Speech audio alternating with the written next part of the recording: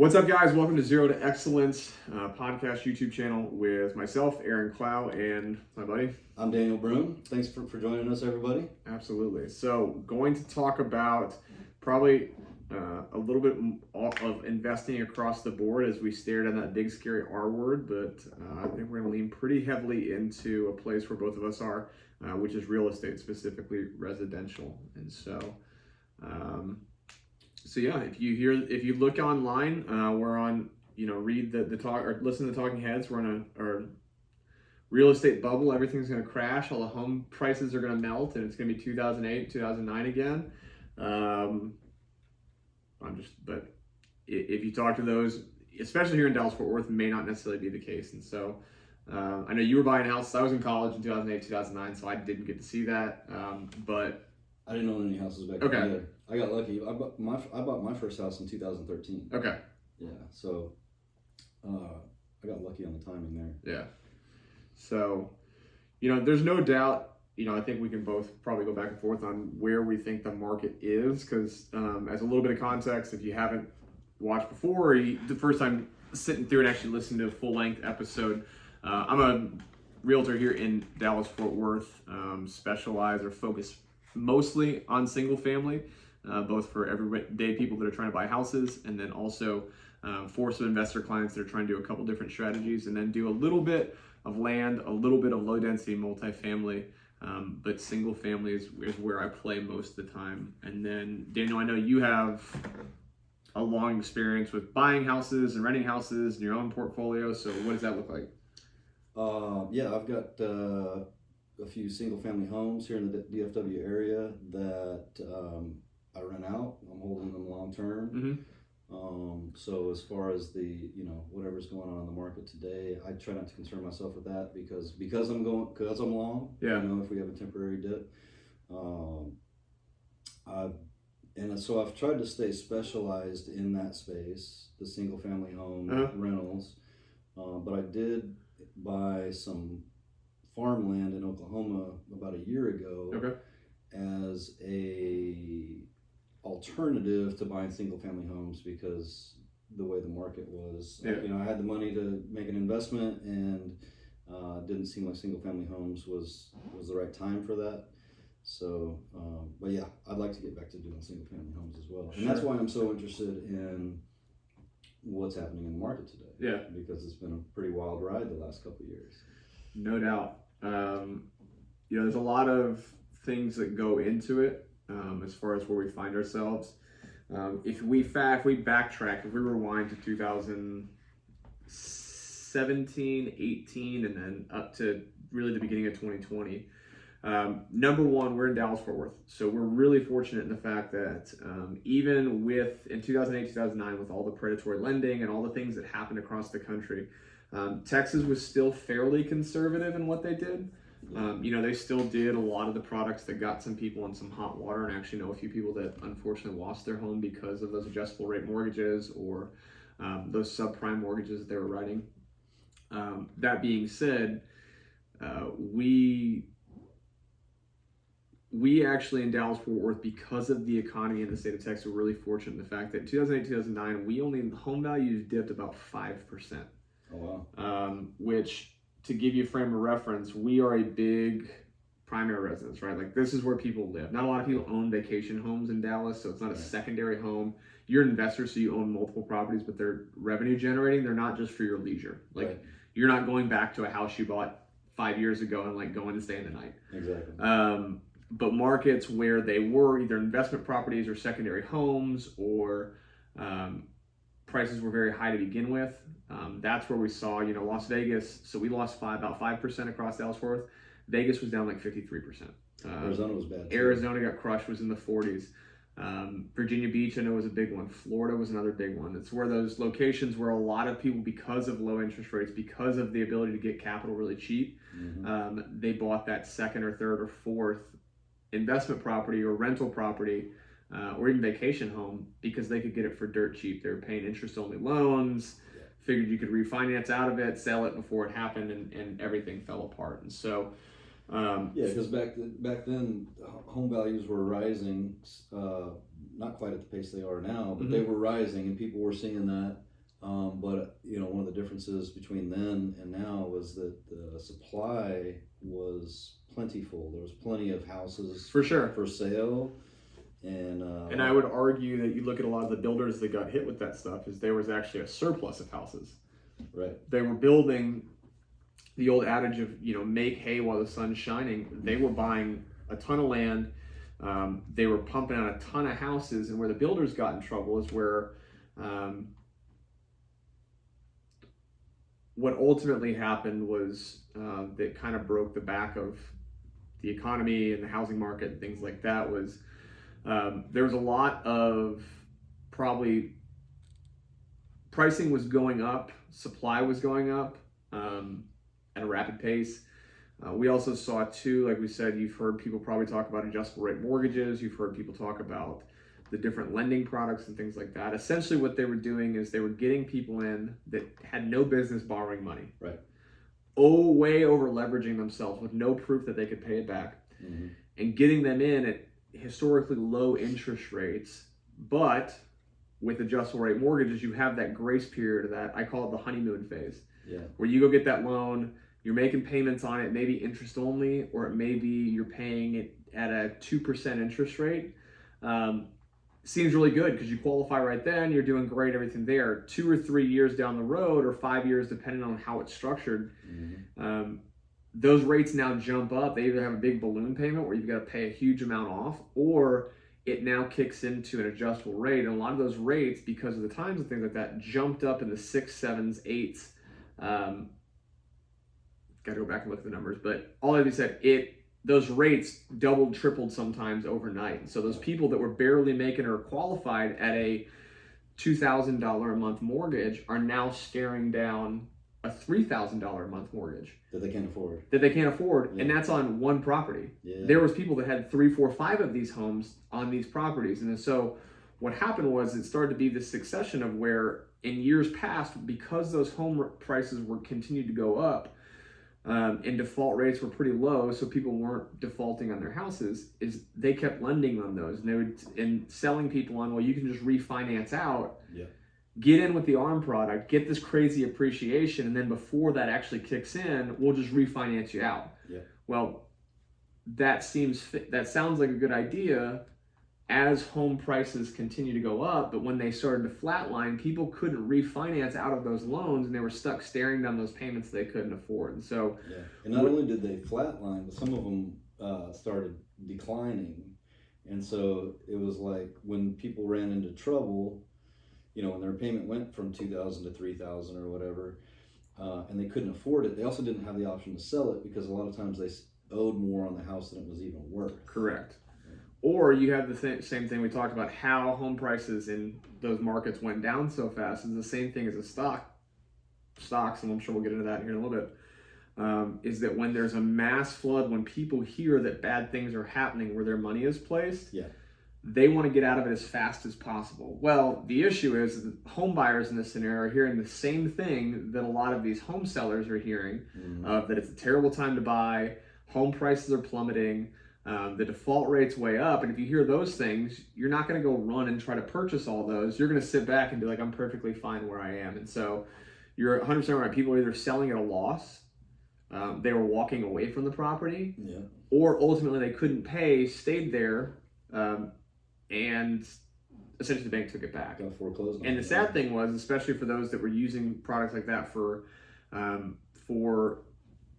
investment properties, is tenants were paying landlords. There's countless stories across the country of tenants paying landlords and having the county and the sheriff show up and say, hey, this is the final notice. Like, you've got an hour. Here's a box. Like, get all your stuff out on the curb. Like, landlords weren't paying the mortgage. No. And they were just taking the money, and people were out, on their ass essentially, like, because someone else didn't do what they said they were going to do. So. And then the bank owned a bunch of homes. They were doesn't try to be in the home owning business. No. And so they're trying to liquidate them as prices were plummeting and everything else. Yeah. And it's the thing too, is that you look at the grander scheme of things, where people are like, well, housing is this. Well, the issue is that how those mortgages work is they go to the secondary market, so people are buying those, and so that's why you saw big insurance companies. It was a secure investment, it would seem like AIG almost went bankrupt. You had multiple banks fail. Yeah. And so we saw that ripple out across all the different asset classes. And so, and that was 2009 that we're talking about. 2008, 2009. 2008, 2009. So let's fast forward a little bit back. We took a long loop around, but tried to lay the framework for those maybe that are younger, that don't understand or just don't really understand. They know that 2008, the great, financial crisis was something. They just don't know exactly what it was. Yeah. And we'll use that to lay the base for what we're seeing today, right? Yeah, a lot of people are afraid that that's what's happening today. Correct. Yeah. So fast forward to, we get out of that, we're back on the up and up. The economy's growing again. The normal ebbs and flows of what an economy is supposed to look like. Yeah. 2015, 2016, especially here in Dallas, Fort Worth, people are saying, well, home prices are stabilized. We're back on the up and up, and really earlier than that, 2012-ish. There's no doubt that there's a lot of companies out there that made a ton of money, and we could probably name a few people that went and bought a ton of those real estate owned properties. And you see some of these big companies that now manage single family homes. They got the lion's share when they had the capital to go do that. But you fast forward, there was a very big conversation a few years ago that I worked for a big real estate data company that with the change not only in like earning patterns and things like that, is that millennials didn't want to buy houses, or that was always the story, right? Mm-hmm. Millennials want experiences. They want to go on trips. They want avocado toast. They would rather live with roommates because they don't want to be stuck somewhere, which I think was probably hyperbolized a little bit. But you fast forward, that was kind of the tail of the tape. Like home family starts were up higher age. So later in life, instead of being 24, 25, 26 when people are getting married and buying a house and doing the whole American dream thing, that moved later in life as people focus on careers and experiences and travel and stuff like that. When you fast forward to 2019, 2020, we were hearing that this is the top of the market. Like there couldn't go any higher in Dallas, Fort Worth. When I bought my house in 2018, everyone said, it's the top of the market, buying at the most expensive point. Proved not to be the case by a lot. We can talk about it's gone up 30% since then? Quite a bit. 35. And we'll do another shorter episode. We're about to sell our house, the house that I bought in 2018, and we can do a quick breakdown of like what that deal looks like. But fast forward to COVID, obviously, whole world turned upside down. Craziness, economics, person to person relationships, all that stuff, business craziness. Yeah. Well, what happened is that generation where there was a lot of people, both millennials and different age groups, realized that if we're permanent work from home or a hybrid model, or not going out and spending money on said avocado toast, because everyone knows if you don't buy coffee and avocado toast, you can just save and buy a house. Right. But people had a lot of saved up money. Mm-hmm. People had your extracurriculars, your other expenditures went down a ton. They put essentially forbearance or delayed the ability to, or the requirements of paying back student loans. Yeah. A lot of things were put in place that people started to realize, well, now I'm tired of being cooped up in this apartment, or if I'm doing this long term, I need something else. So that was a big spurring and pushing people to that. On top of that, interest rates were historically low, like the lowest that they ever were, because we had to kickstart the economy. We had to put money back into the system. Yeah. So there was no doubt that in 2020, 2021, we were seeing rates in the 2s, in the low 3s, in the high 1s, which is crazy, unheard of. Yeah. It is the equivalent for, number one, right now, frame reference, we're shooting this on the 24th of May, 2022. Our rates are about 5.5% right now. I bought my house in 2018 at a 4.9% interest rate, which is pretty standard. At the time, at least it was. And,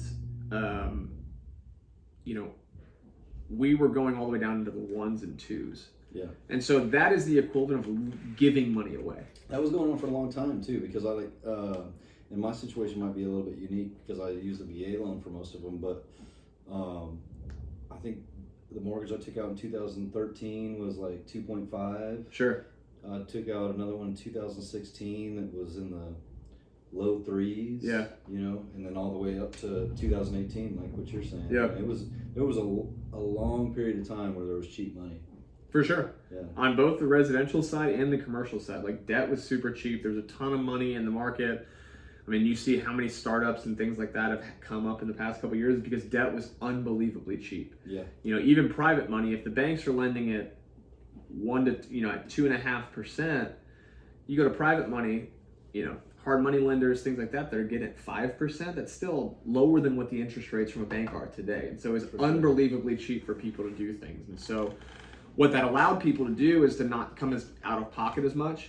It allowed them to pay over. It allowed them to structure deals where we are now still seeing the effects of that is waiving appraisals, waiving contingencies, waiving inspections, doing all these things, offering crazy over asking price because people had ample cash, right? Yeah. What that did is it had this huge backup of demand. And people wanted to stay put. People realized with uncertainty and doubt that they didn't want to list their homes, or maybe they found that they were really happy with their home, especially now if they were someone like me that had a 4.9% interest rate. Well, you refinance down, it's what you hope happens when you own a house, right? Like I've owned this house, I fell in love with it, we do some updates, we do things like that. Now you're gonna tell me I'm gonna save $700 a month because I completely decimated my rate, like pulled it all the way down. Like there was a lot of people that were just not selling. And then obviously the fear of, contamination, getting sick, being around people. There's a lot of things that happened in 2020 that made that was the meeting of a couple different fronts of the perfect storm, as I call it, that put us in the position we're at now. I agree. And that's one of the things that's, I think, overlooked quite a bit. One of the points that you made is when everybody was forced into a position where it's like, everybody stay home. You got to stay home. And like, I remember being here with my family for months on end, and, the only trip you got out of the house was to go to the grocery store for 10 minutes. Yeah.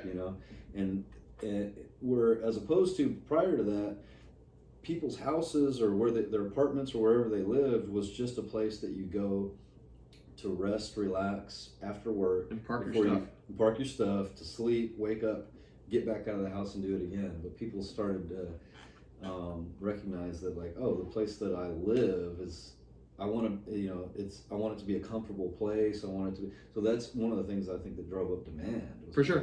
People were spending 24 hours a day, 7 days a week at wherever they lived, and then started evaluating, like, I want to change this. And then on top of that, nobody had to go to the office, so it opened up the whole country. Like, you could go move anywhere. Yeah. Because you're working from home anyway. Yeah. You're either working from home or you're not working. Yeah. So. And it's funny you mentioned that is, it was fine the first 3 weeks when everyone was drunk. And we all thought we just got the time off, and everyone just got drunk and couldn't work and like watched Netflix, and Tiger King was on, which seems like forever and a day ago. Yeah. Which, unrelated to this, toot my own horn, went viral on a tweet about Tiger King. What was the tweet? Whatever his partner, boyfriend, husband, I can't remember, the guy that didn't wear a shirt the entire time and had no teeth. No teeth and all the tattoos. Yeah. I put something on there. I tweeted something, and I'm sure it was after a couple of bottles of wine. My wife would have to confirm that. But we sat down to watch like a piece of it. Watched all like 8 episodes. Like, could not turn it off. It was a train wreck. But I can't even remember which website it was, but I think I was like right behind Dave Portnoy's tweet as like the top Tiger King tweet. So that's like my 1 second of fame on Twitter. On Twitter and on the internet. Other than that, it's just me posting things to hype myself up. So do you remember the tweet?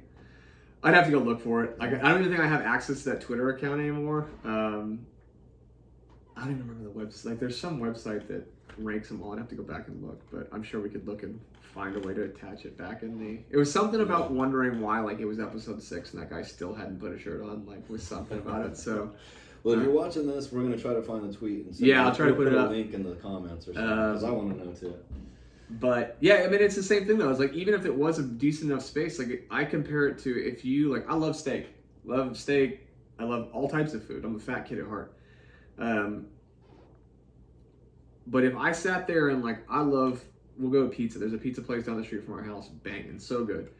But if I had to eat pizza for 4 months straight, I'd be like, I hate this. It's the same thing that people saw in their house. It's why everyone did home renovation projects. It's like why we painted our house and did this and like changed how our furniture was, did all these things, because we needed something new because we couldn't go anywhere. Yeah, something to do, and just there's nothing to do. Yeah. Yeah. And so, especially for a lot of people that, all of those different factors we just mentioned, big pent up demand, right? Yeah. Limited the housing supply. It also hurt the builders because they couldn't get anyone to work. They couldn't get supply chain or materials because of supply chain. They couldn't build new inventory. So where we had looked at there, or where was an outlet for us that weren't buying just existing homes, that was another thing. The supply came off the table. And again, to nerd out, to I guess paint the picture, is that they're still way behind. The pendulum swung too far one way and too far the other way. In 2008, 2009, like we said, when it swung that far, builders were building at a breakneck pace. And that's what happens when you see the pictures of the neighborhoods. I know I can think of, like, picture it in Florida, where there's like a whole street of houses that are half finished, and they're just not, there's no one working on them. And they can't sell them, and they're just sitting there vacant. Sure. So after that, after they lost their tail on that, coming back into the swing, we were down from the numbers that, I think the numbers that I saw, we were down something like, if 2008 was the high point, 2012, we were still only back to like 40% of home starts and home completions. When we got to 2000, it might have even been lower than that. I need to find the graph. But if you look at 2019 going into 20, we were still only 60 to 70%. So we were still compressed as far as home starts. So we were already behind the 8 ball. Yeah. Then you have the essentially free money, which opened up the possibility of buying to a lot of people that normally couldn't. The good news is that we'll talk about like the crash and what one or two man's opinion of what the next couple months, year looks like. Yeah, because there's two perspectives. On what's going to happen. Yeah. And we may agree, we may disagree, but you go through and you look at that. People want to move, super cheap money, so people have access to capital in amounts they haven't before. A lot of people have pent up savings. There's people that it started that wave of people that were willing to upgrade and wanted to move to take advantage because they knew that there's a lot of people out there. And it led to practices that we hadn't seen, specifically here in Dallas-Fort Worth. Like, we have a clause, we have a form here that waives appraisals. With those appraisals, just because you waive an appraisal doesn't mean it doesn't happen. It just says that you're going to, the bank says it's worth this much. You promised that we're going to take out a loan, so I need you to bridge the gap on that. Yeah. So it's basically like you're making a commitment. Like, if the house is in this market, like if the house is listed for $350,000, and you're taking a mortgage out, I just want to explain this for anybody that doesn't know. And you're taking a mortgage out on it, the bank will only lend you, depending on the program, the bank will only lend you up to 20% of the value of the house, or maybe if it's a VA loan, they'll loan you 100% of the value of the house. And what you're talking about is waiving appraisals is to be competitive in this market. If the house is listed for $350,000, you might have to offer $380,000. Well, the bank's only going to lend you a certain amount based on the value of it. So for sure, and not your value, not what you value, and not what you wrote the contract for. Exactly. And so the bank is going to look at it, because the bank doesn't want to write a $400,000 check if you ride off into the sunset and they have to resell it. What do they believe that they can resell it for? What's the value, the opinion of value of that house? It's all about risk for them. For sure. It's the same. It's the same way if you went to a car. It's like you asking you to go to a car dealership and say this car is worth, or a restaurant. Hey, these chicken fajitas are $19. But we only have one plate and we're taking bids. Or 1,000%. Yeah. But from a bank standpoint, that's like having the menu price be $14.99, and you're asking, or they're essentially coming to you and they're like, well, I'm going to pay. I want you to pay $20, and you're like, well, but it's only worth $14.99. And so that's where you're right. It's an appraisal waiver is a commitment to say the bank will still have it appraised to get their value, but me, the borrower, Mr. or Mrs. Borrower, is going to bring up the difference. So in your example, $350,000 home, you offer $380,000 to be competitive, and it's what people. I tell my clients all the time, you never have to waive an appraisal. Yeah. It's about educating you, about fully knowing inside the information provided of what the financial repercussions are. That being said, in many scenarios, if you are financing a deal, to get the deal under contract, you are going to be competitive. you need to waive the appraisal. You gotta bridge that gap. You got to bridge that gap. Now, you don't have to, Yeah. but just know that if you choose not to do that, you have a less likely chance, or you have less of a chance to get that deal under contract. And so in that scenario, you say 350, but I offer 380. Bank appraises it, it's 350.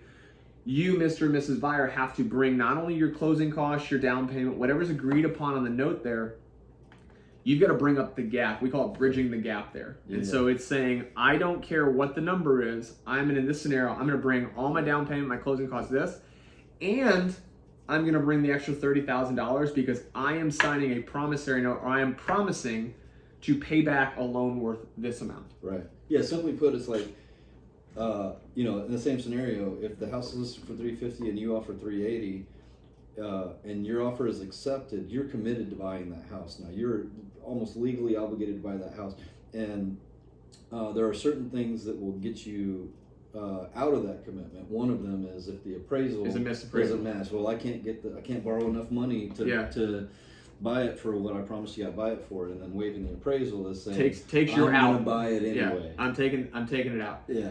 So what that means is so what happened was when that practice started happening, sometimes it was partial, sometimes it was complete waiver, sometimes people were $10,000, $20,000, $100,000 over. Mm-hmm. Asking price is the definition of market value, right? Of any product, and this is not housing, this is anything that can be bought and sold. The fair market value is the price in which a buyer is willing and able to pay for a product or service, and a seller is willing to sell or let go of said product and service for. Yeah. So the thing I run into a lot of times, we're like, well, houses are overpriced. To you. Yeah, but unfortunately, in your case, is someone sees the value in that home enough, whether that's logical value, they run it like an investor runs the numbers, mm-hmm. or the emotional value of this is our dream home, or this is the best home that we've seen, we have to live somewhere. This is what we're going to take, and we don't care what it costs. Sure. So it doesn't mean it may be overpriced in your opinion. I think Ferraris are overpriced. I don't like cars though. I'm not a car guy. Yeah. If you're a car guy and you're listening, car guy or gal, and you're listening to this, you're probably being like, well, no, it's some of the best engineering that's ever been put on this planet. Like, here's the 1,000 reasons why a Ferrari or Lambo is worth $250,000. Yeah, and that person's willing to part with it for that sure amount of dollars. And that is why that the price that Ferrari or Lambo sets is the fair market value, because someone is willing and able to pay that price. For sure. So when people were waiving those appraisals, they were going through, and that's what we saw. 20% jump in home values, 18% jump in home values. Now, even before 2020, we were still seeing historically high appreciation numbers. Bought my house in 2018, 2019 got it reassessed and looked at. It's still gone up 9%. The national average before that's about 4% a year is a pretty average return. Mm-hmm. So we were already trending up here in Dallas-Fort Worth. And it's the same reason why the reason behind that is that we are a very secure and insulated and sound real estate market. When I say that, it's not that it's cheap or everyone can afford to buy a house, but Dallas-Fort Worth has seen consistent job growth, population growth, especially from high earning or high income states like California, coming from parts of the Northeast, New York City, Arizona, which is still a high cost of living, high property value state now that they've rebounded from that. Colorado, specifically Denver, some of the big populated areas. Chicago is another one. I don't know if I mentioned that. Yeah. But these metros, what they all have in common is their high cost of living.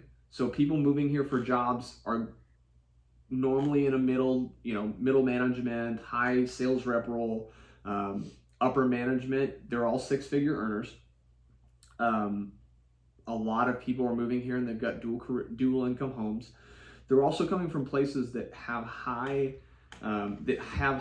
property values and high equity values to begin with. Right. So when they come to market, I know the boogeyman story is, well, Californians are coming, and there's no doubt that quite a few people have moved here from California. Yeah. But what all that means is that when we started going into that and those appraisal waivers and the gaps and then the competitive offers and multiple offers, there was a lot of people that were coming from out of state that could afford to put a ton of money down to drive those prices up or to bridge those gaps.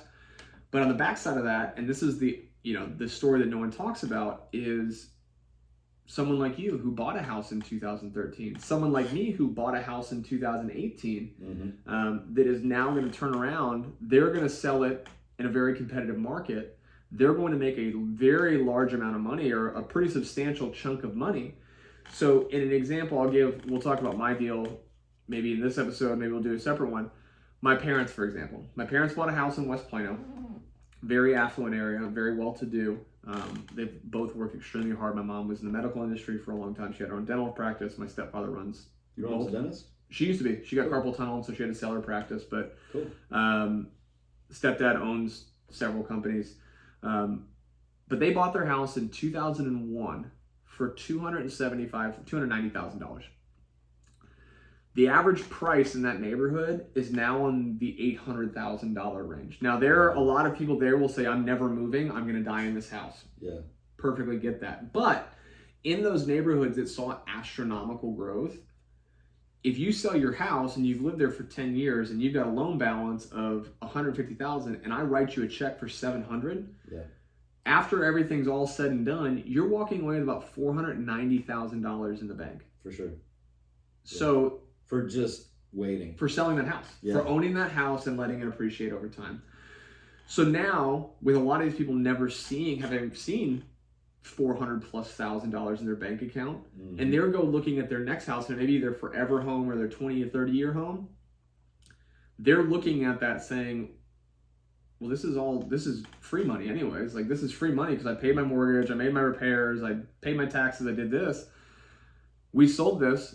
I don't care if I'm going to put 20+% down or 20 or 30% down. I'm going to go put, if I got to pay $50,000 over asking price, I don't care. Why not? Yeah. This is all made up money to me. This is money that I would not otherwise see, that's going to get rolled into a new property, and then they're still going to bank $100,000+. Right. And so it's a complete win-win for them. And everybody's comfortable doing that because they just came off a big win. For sure. Selling that house. So why would they think anything different would happen with this new house that they're offering $50,000 over? And then on top of that, it creates a snowball effect because, as you know, one of the major ways to appraise a home or figure out the fair market value, what you just described is obviously the fundamental. It's what somebody's willing to pay and somebody's willing to sell it for. It's where that number meets.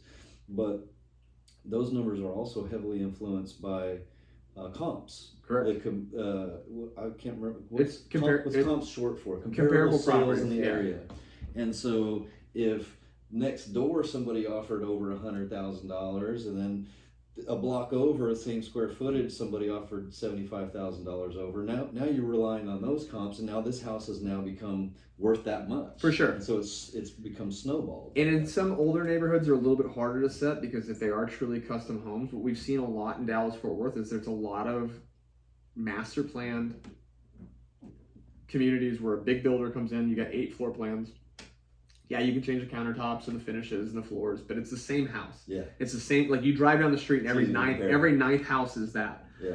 So regardless of what people think the house is worth, if you have 2 floor plans, let's call it your Durango floor plan, and you live in a Durango floor plan. Yeah. Well, if 2 Durangos sell within a half mile of yours, half mile is about the top end of where we try to keep those comps within. Even if they're within 1 to 2 years, maybe yours is in the middle, one's a year older, one's a year younger, or newer, I should say. If someone goes through and you bought your house for $400,000, and those other 2 Durangos sold for $550 and $650, yeah, basic averages there, like that's what you're basing the appraisal value within reason of what your house is. Sure. So that's the stair stepping, or that's the snowball effect that you mentioned, where you go through, and whether or not you believe the fundamentals are sound, it goes back to the definition of fair market value. Yeah. An appraisal is just an opinion of value of fair market value. What is a seller willing to sell, and what is a buyer willing to buy for? Mm-hmm. So now the issue is that now that they're going up, high tide raises all boats. So as you start to have more sales in the neighborhood, they go up and up and up and up and up. Now, there's within reason, at some point, people can't afford that. They can't afford, because if home prices go up 18%, or home values go up 18%, living wages, earnings, things like that don't go up. Don't coincide. They don't keep up, yeah. Now, where we're starting to see, so that's what has got us to this point, right? We have a huge pent-up demand and still have a ton of demand left, or still in the market. Historically low interest rates, a good amount of migration here with a lot of that are cash rich. People selling their homes with a lot of equity, cash rich here. So a lot of money in the market. Yeah. And there's also a lot of people that say either I'm super happy and I don't want to move. I don't care how much you could sell my house for. I'm happy. I don't want to leave. Or it is we want to sell, but we don't know what the next couple of years are going to look like, and we don't know where we would go. Because it's hard to buy a house, right? Because it's hard to buy a house. Yeah. It's hard to buy a house. Like I said, the news works both ways. Buyers and sellers both hear the news. Yeah. From there, you go into what we've seen is, I won't say crippling inflation, but it's pretty damn bad. Yeah. Worse than 40 years. Yeah. Worse than 40 years. Yeah. Worse than 40 years. The Fed has to do something, and their answer is going back to the 80s playbook of we're going to jack our interest rates up and we're going to raise them super fast. Yeah. What did they say they're going to do? They already raised it 0.5 point, but they're going to do like 7 of those? There is, from what I saw, we are in the mid-5s right now. In the remainder of the year, there is a proposed, I believe, 3 more hikes that are all going to be 0.5%, so 50 basis points to 0.75%. Mm-hmm. So we're looking at realistically by year end being in the 7s, if not close to the 8s, which that's crazy. Crazy to think about. Again, one man's opinion is it's what needs to happen. Yeah. We need to take some of the steam out of there, if nothing else, to help people catch up, and we need to break the increase, right? We need to get year-over-year growth down to a manageable number. For sure.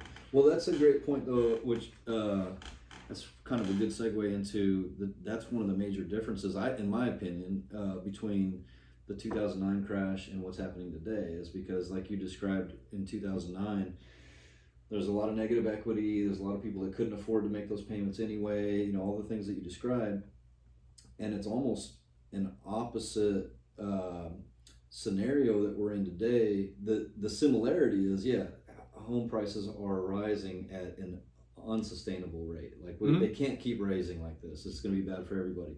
But the differences are most homeowners have a ton of equity now because of the way that home prices were rising, and most lenders learned a valuable lesson during the 2008-2009 their lending practices. They're not just passing out loans to everybody. You gotta prove your ability to pay it back, and so I think that's the major difference between then and now, is I think that the economy, the housing industry, the housing economy as a whole, in my opinion, is much better positioned than it was back then. I'm just going to throw it, I don't think that we're going to see a big crash. I think that we may see, and again, just my opinion, I hope that we see a slowdown. We may even see a small 5 or 10% correction on values, but in my opinion, I was in college in 2008, 2009. So all of my experience is talking with colleagues and professionals that were around during that time. Yeah. It's also, I enjoy reading. And if you have questions about further in this, shoot a message. I'm sure there's probably people that are up in arms with any of this conversation. Tell us we're idiots. But if you do have an interest in learning more about it, there's some fantastic books that I'll share with you that are really interesting. They're well written, but they do a good job of painting that picture. But fundamentally, I think we're in a different spot. Yeah, I think so too. It looks very different in the fact that the underlying loans are better. We'll talk about some things that I will say that piques my interest and makes me a bit nervous, but there is the fundamentals. There's still a massive demand and there's a huge supply shortage. And so until that well of buyers dries up, homes are going to continue to be sold. Dallas-Fort Worth, I think we're protected against that because we do have so many people moving here. There is going to be probably not at the pressure in the market we're seeing now, but there will be continual buyer pressure that will be maintained. You mind if we break right there for a sec? Yeah. I gotta pee really bad. Time out. Time out, guys. Here, I'll bring the camera. We'll Yeah. do a segment of me peeing. I'm just gonna. We can